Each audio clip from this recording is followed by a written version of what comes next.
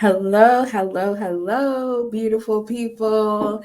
I am Kristen Nicole Mann, and I am back with another YouTube video. I look like anything right now. It's been a long day, long week. I wanted to just say hello first. Hope all is well with everyone. And it's been a while, maybe probably like a week or so since I've gotten on here. And I have a really important topic today about just a lot. But the topic is about idolatry and shaping a better life journey. Um, so it's been a long time coming for me to actually do a video like this because, my I want my channel to be informative. I want it to be educational.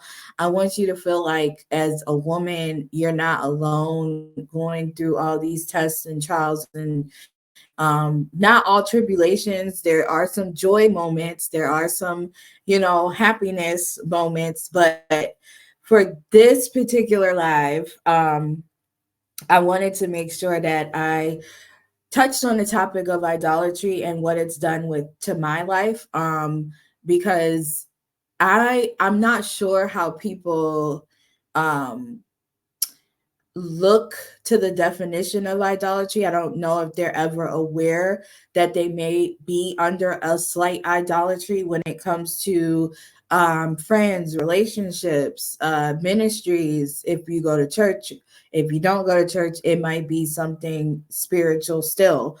It might be idolatry with your parents. It might be idolatry with going to school for years and years at a time. So idolatry is very sneaky. And let me read you the definition so that I can just start off with that. But it's very tricky. It's a slippery slope. So it's an esteem, admiration, love, or reverence for something or someone. And keyword extreme. So throughout my life, I have, had these situations where I had extreme admiration for people, places, and things. And when I look back, my year of being 34, yes, I'm still young, but last year was my Jesus year, and I felt that I traveled, did a lot of things, met new people, just did a lot. And this year is a tad bit different. Let me tell you why. Because I have actually been more in reflective mode, um, and really grew like slowly pressing towards the mark, not in a way of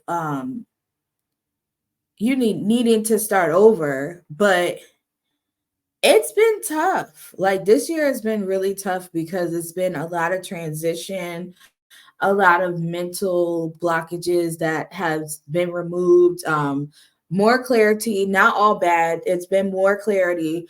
But it's just been a lot of mindsets that I had that were old that I just can't bring into the new. And with that being said, I have found that I had been under a idolatry. And I don't even want to say a little bit. It's like you sometimes your admiration for something, a place, person, or even a movement can put you in a space where you're not progressing. If you hear my printer, I don't know why it does that all the time, but it puts you in a state that you're not actually progressing as much as you think you are. And this is the reflections that I have had for the whole year, because you get on the roller coaster, and then it's going fast, and then you get to the slow part where it's like you're hitting like right up to the climax, like you're going slow. that's the ride that I'm on right now, like the part of the ride where I'm like going right up to where you see all the park, you see everything that you need to see, and then it just goes fast.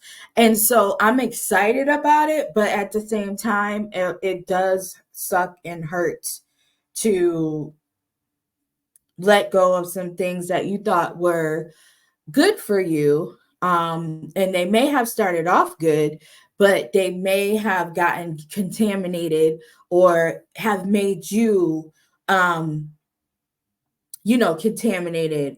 And that could be spiritually and that could be physically. Spiritually wise, I do follow Christ. I am a believer in Jesus Christ, and my faith walk has been a walk. Um, Still not perfect. So I don't want to, I don't want you looking at this and thinking like, oh, she's about to Bible thump me. I am not, because we walk every day, a new walk. Every day is new. Um, but what I can say is that don't get caught up in the admiration of people, places, and things when it comes to your walk with Jesus Christ alone. Learn the Bible, read it, study it, chew it over and over and over again. Even join yourself to like Bible studies, like on a smaller scale. Don't always run to the big events, don't always run to the big names. Like start wholesome and build a foundation so that you can test the spirits properly, see what people's foundation is properly.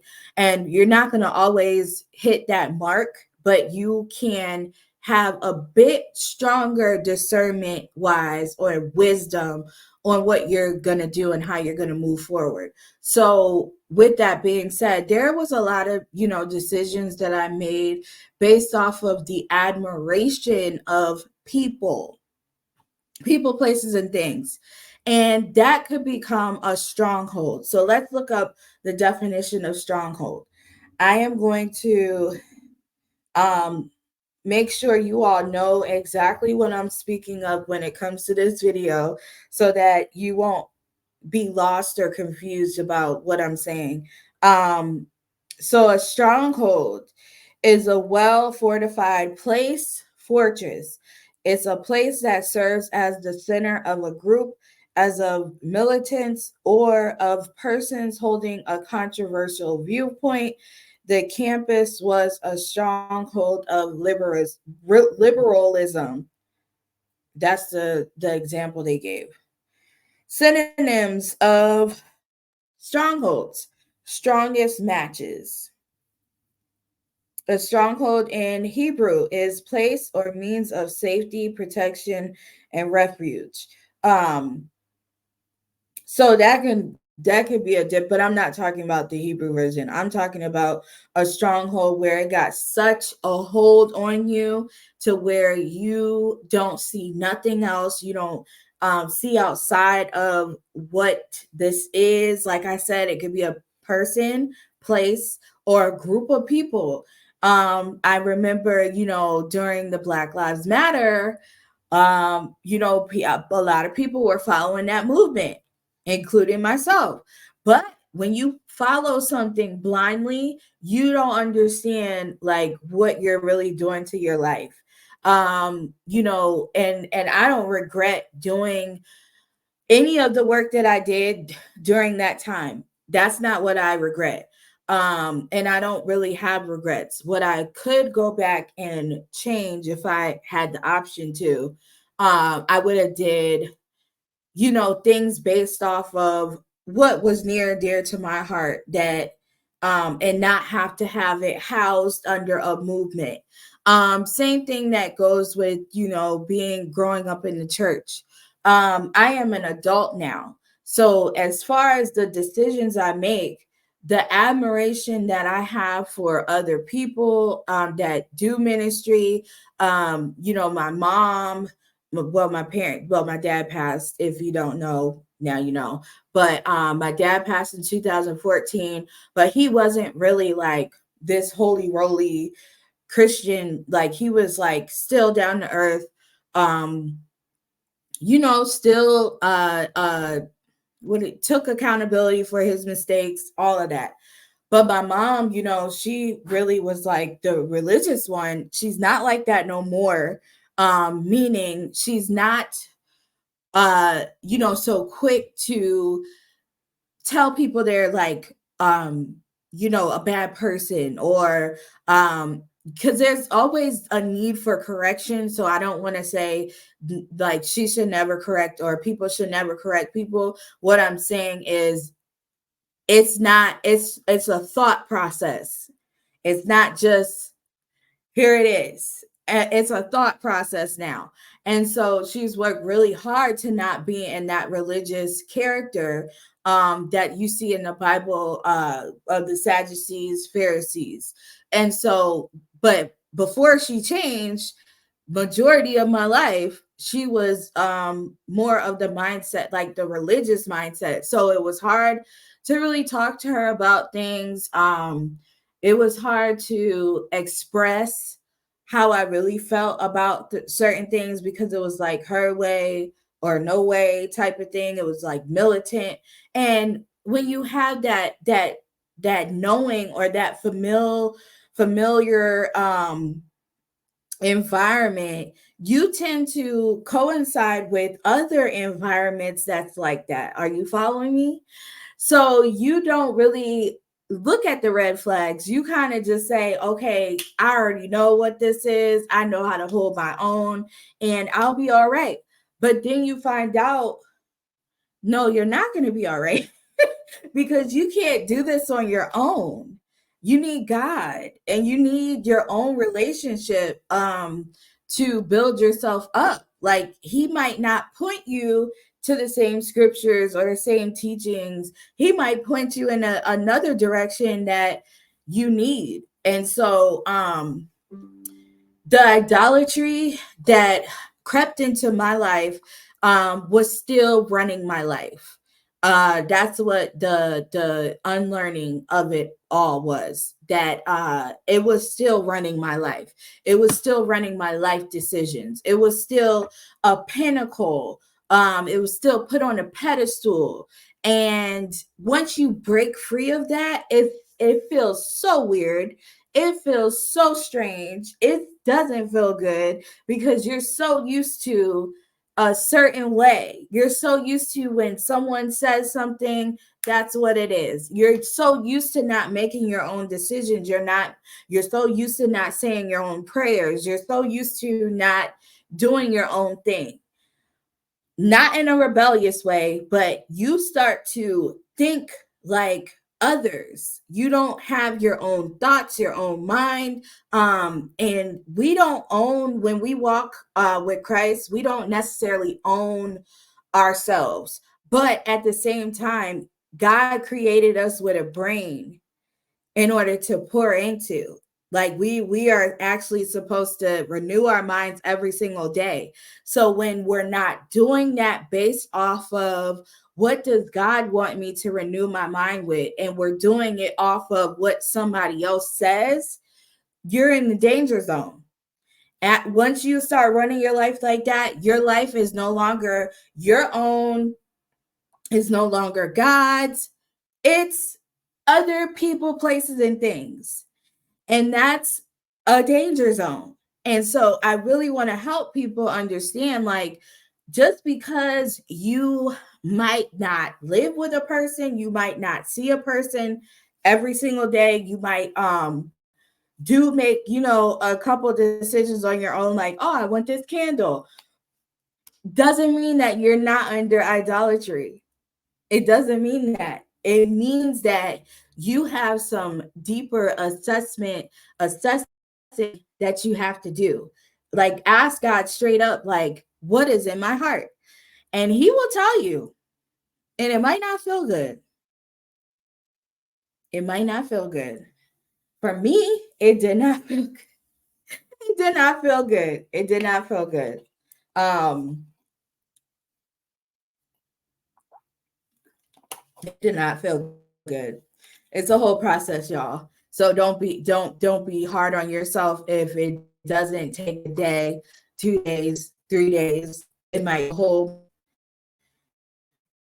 Be very careful with um your words. Be careful with your thoughts. Cast those thoughts down. Give those negative thoughts over to God. Really just ask Him to help you while you avoid idolatry, slipping into idolatry. And if you are in idolatry while you're walking away, ask God to help you walk on the path that He predestined for you. He predestined for you. Because when you get mixed up with all the religious things like the titles, the roles, and even with prophecies, like people really they really take what others say and they don't test the spirit themselves, and they don't ask God, like, is this from you? And you could be ending up on a whole different detour that God never intended you to go on. Like one situation is I was when my dad was passing, I really thought that was like God's sign to me that I had a calling to be a nurse. Just because I was so like immersed in the journey of him gradually dying. He didn't just abruptly die, like he slowly died. So it was very difficult to see someone you love dwindling away. But I thought that was a calling from God, like, okay, this is what you're gonna do. So I decided to sign up for school. Never consulted really with God. I just started making an admiration for nursing. So what I would do is I would look at YouTube for nurses, look at, what did they say about like how they got the calling from God to be a nurse? What did they do? So you can make an admiration of something an idol. You see, you're following me? So I was starting to make nursing an idol. I was starting to make nursing being my title an idol. So there's a couple of things within that. And I'm like, okay, looking back, I'm like, whoa, whoa, whoa, whoa.